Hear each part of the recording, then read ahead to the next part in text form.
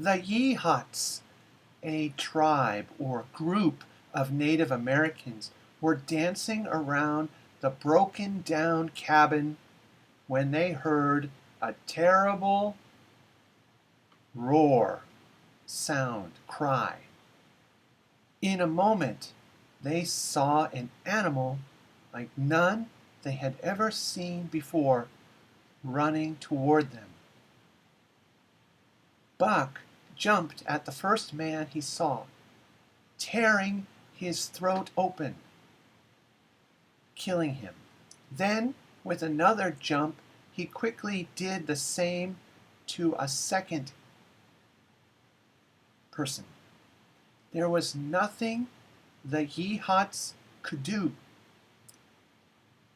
Buck jumped around among them, biting, cutting, and tearing. To tear something means to rip. To tear something means to rip, like you.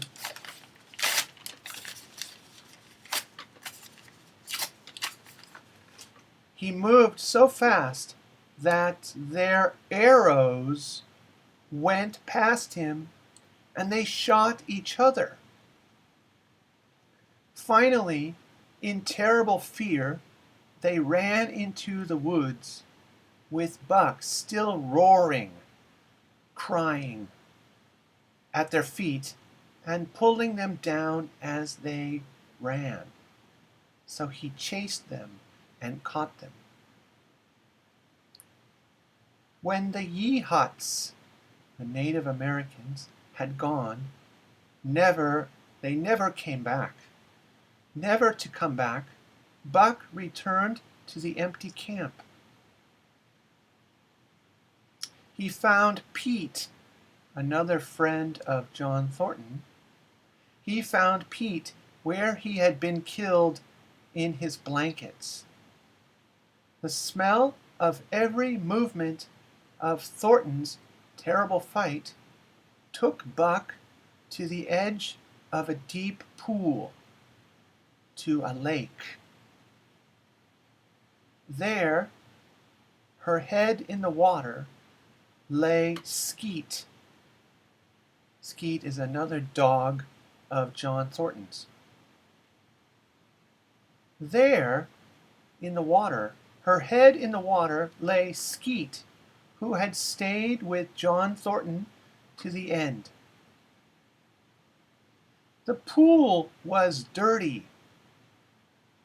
The water was dirty, and Buck could see nothing in it. But he knew John Thornton lay there. He knew this because he had followed Thornton's smell into the water, and no smell came away from it.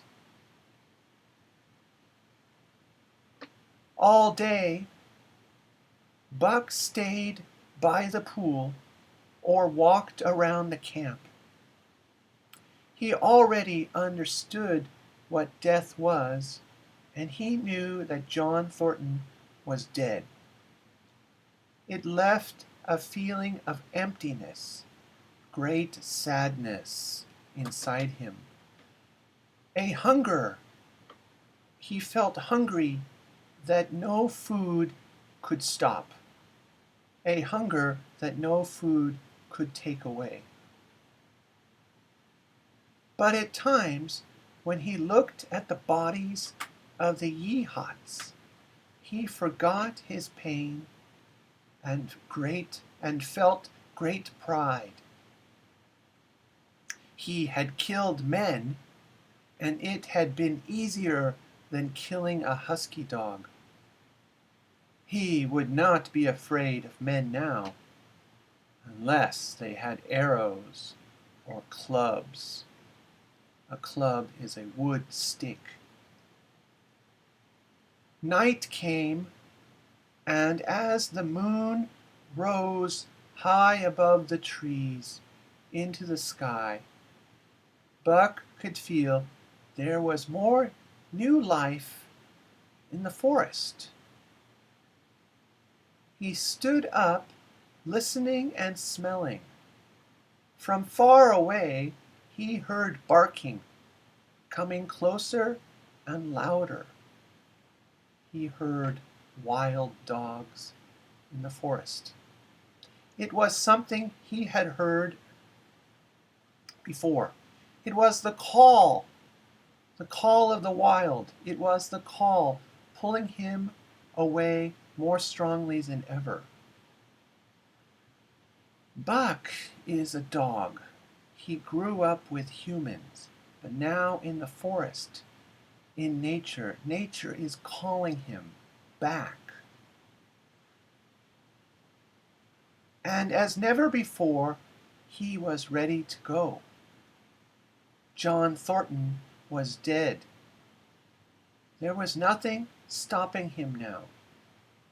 So Buck's connection with humans is finished. There's nothing to stop him.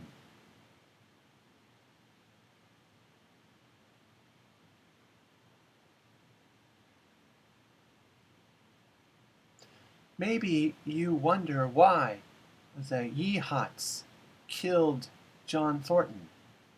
Well, at the time, there were many people searching for gold. And they took the land, the people looking for gold took the land from these people.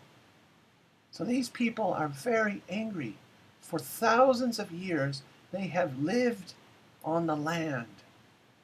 But now, people looking for gold have taken the land from them. So they are angry.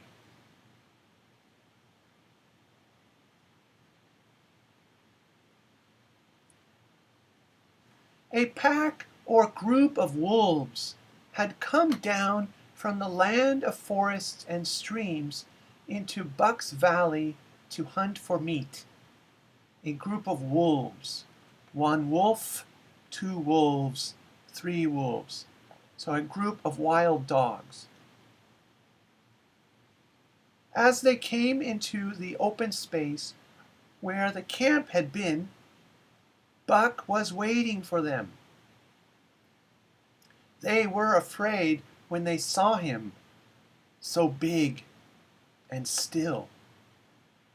One of them jumped at Buck, but Buck broke its neck and fought away 3 more wolves.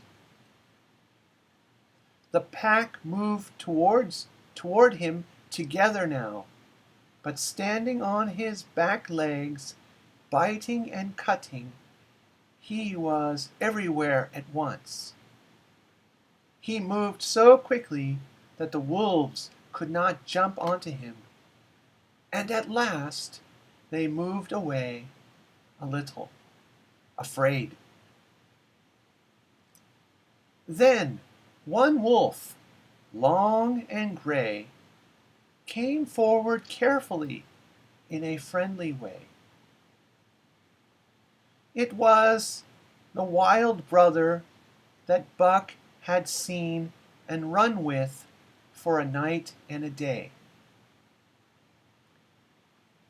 This wolf was making soft noises, and as Buck made a sound in return, they touched noses. They are becoming friends. An old wolf came forward now, and Buck smelled his nose. Then the old wolf sat down, pointed his nose at the moon, and howled a long wolf howl. Ow! The others howled too, and now Buck knew that this was the call. He too sat down and howled.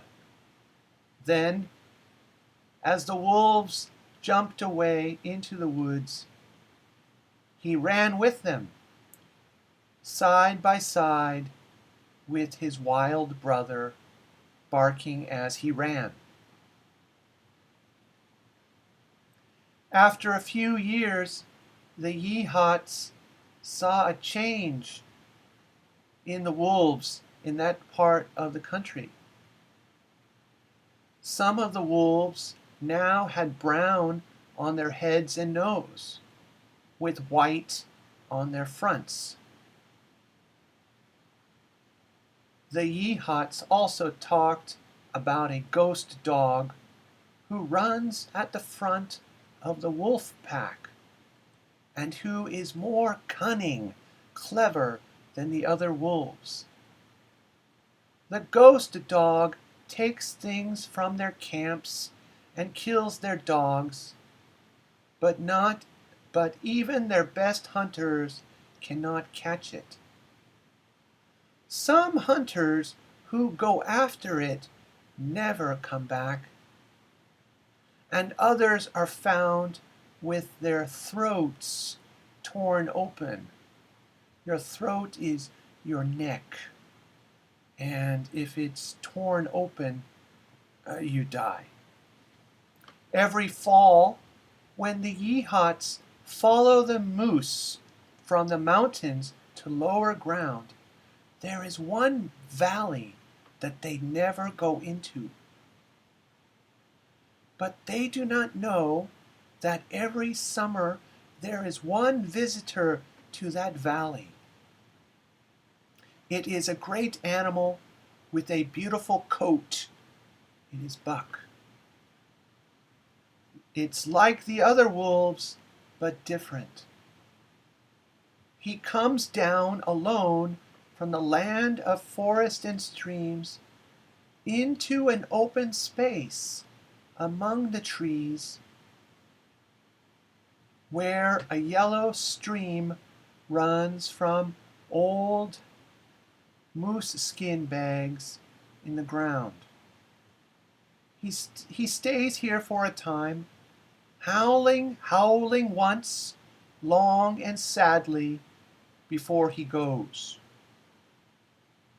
This is Buck coming back to where John Thornton died. But he is not always alone. When the winter comes and the wolves follow their meat down to the lower valleys, he runs at the front of the pack in the silver moonlight, and his great throat sings a song of the younger world, which is the song of the pack.